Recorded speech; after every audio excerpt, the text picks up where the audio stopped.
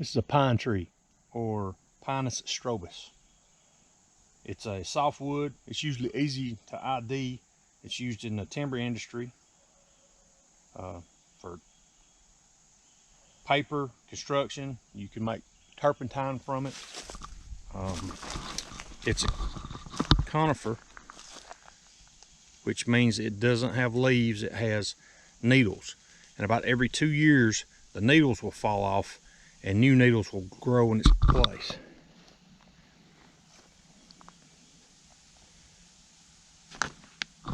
You can also use this for food as small cones that grow.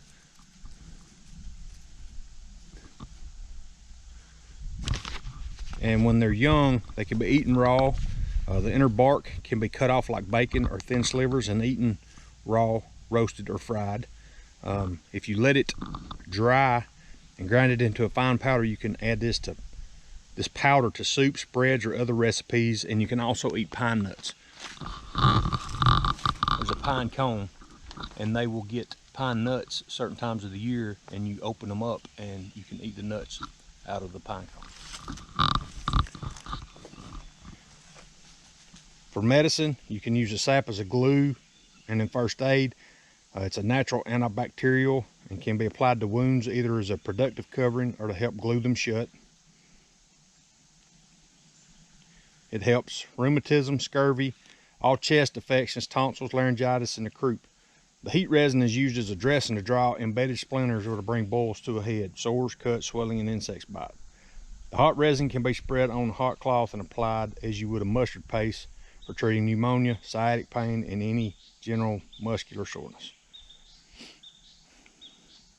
An infusion is used for treating colds as an ingredient in commercial syrup costs for promoting expulsion of phlegm. Use the pounded inner bark for treating cuts, sores, and wounds. Use the wetted inner bark as a poultice on chest for treating strong colds. Infusion of young twigs is used for treating kidney disorders and pulmonary issues. Use the powdered wood as a dressing on babies, chafed skin, and properly healed navels and sores. A tea prepared from young needles is used for treating sore throats. You can also use it for fire. Fat wood, if you cut this right here off or this right here off, what you're going to do is you're going to get fat wood.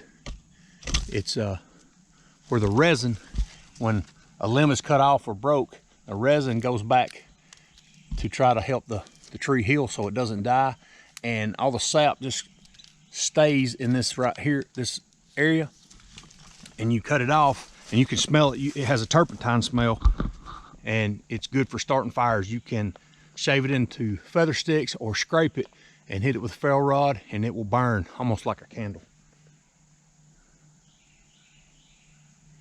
You can take the dried pine needles and use them as tinder.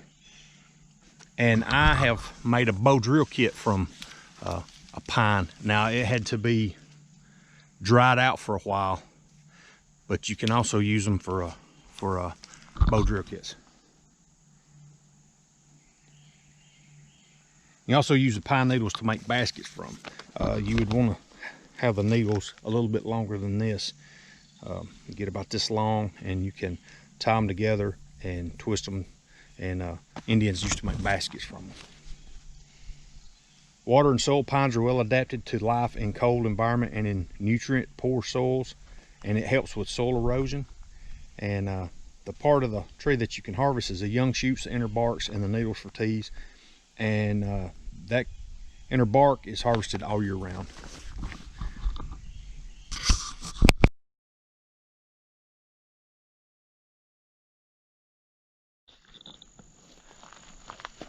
This is a hickory, or a Cara, scientific name. It's a deciduous, which means that they will lose their leaves during the wintertime. They grow nuts, hickory nuts, and when they fall off, you can take the hickory nuts and you can bust them up and you can grind them into a fine powder, or you can just eat the nut. But if you grind it into a fine powder, you can add it to soups and stews as a thickener. The wood is a hardwood.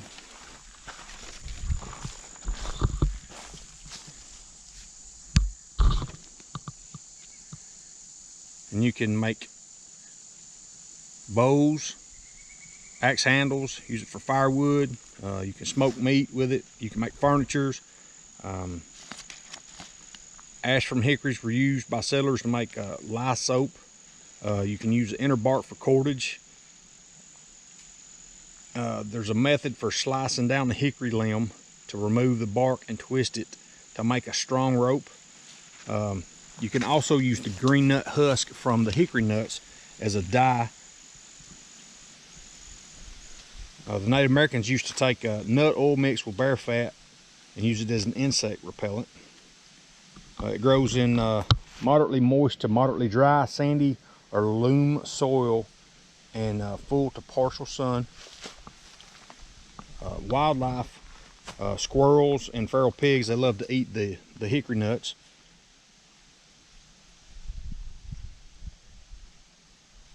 And what you do with the hickory nuts is you break them open and break the hull, and you get into the nut and eat the nut. So there's hickory nut. Hickory.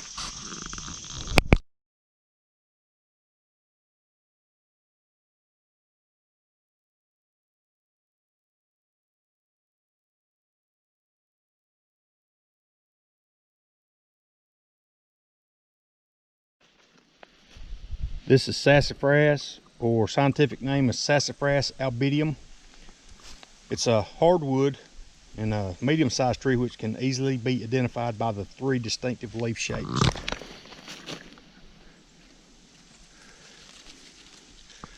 There's a mitten shape, it's almost an oval shape, and then there's a 3 leaf shape. They can grow 30 to 60 feet. It's deciduous. They lose their leaves during part of the year. You can take and dry the leaves of the sassafras, and it makes a seasoning known as a file powder, and it was a prime ingredient in the original gumbo recipe. You can also take the root of the sassafras and dry it out, and you can boil it, and it tastes like root beer. It used to be the main ingredient in root beer. The leaves and the pith, when dried and powdered, have been used as thickeners in soups. And you can also take the young twigs and fray them on the end and use them as a toothbrush when you're in the field. Medicinal uses, as part of the treatment for rheumatism, hypertension, scurvy, skin sores, kidney problems, toothaches, swelling, and dysentery. Teas brewed from the bark have been considered an excellent spring tonic to cleanse the system and the blood, and are a fine diuretic. And you can also apply it to insect bites and stings to relieve symptoms. It says you can use it as a fire starter due to very high concentration of volatile oils in both the leaves and the wood. It grows in full sun or partial shade in moist, acidic, well-drained soil, and deer use it to eat the twigs and the leaves. The parts that you harvest, the leaves and the roots, and when you can harvest it is mid to late February or early March. When you pull up the sassafras roots, cut the roots into small 2-inch pieces, then place the cut roots in a cool, dry place for a week, and strip the bark from the roots. Boil covered in 2 ounces of this bark in a quart of water for 20 minutes or so, and then allow it to cool. And that's sassafras.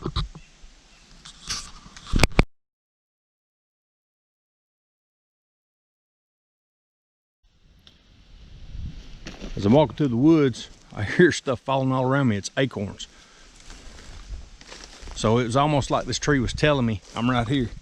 This is an oak tree.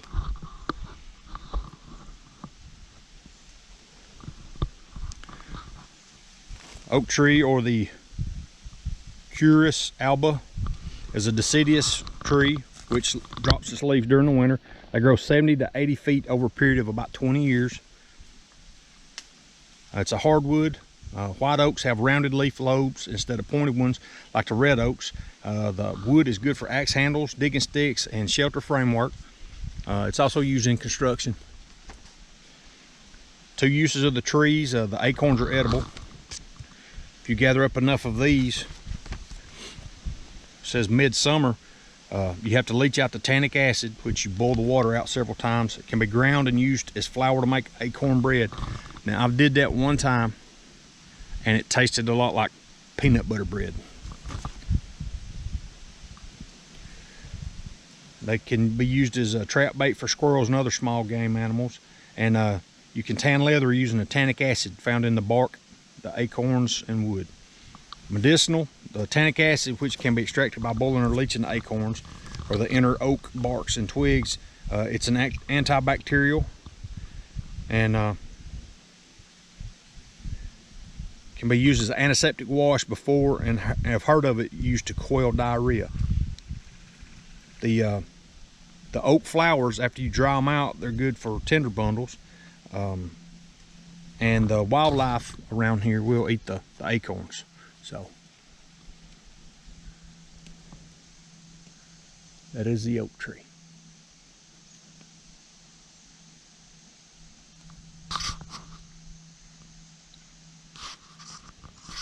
This is a white oak, according to the leaves, because it has rounded leaves.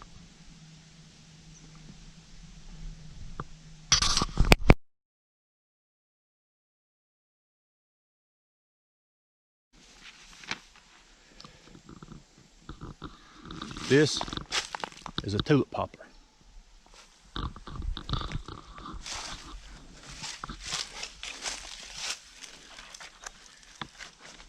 The leaves, I say, are M-shaped.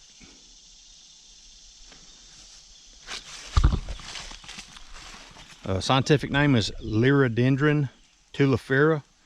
It says it is a hardwood, but not a very hardwood. It's part of the Magnolia family. It's deciduous, which means it loses its leaves. Two uses of the trees: used in the past to make canoes, and now it's used in making furniture. They can grow 80 to 100 feet. Has a greenish yellow flower that appears in mid-spring. There's one of the buds. It's really beautiful when it blooms, but it's not for a very long period of time, maybe 3 weeks, maybe a month.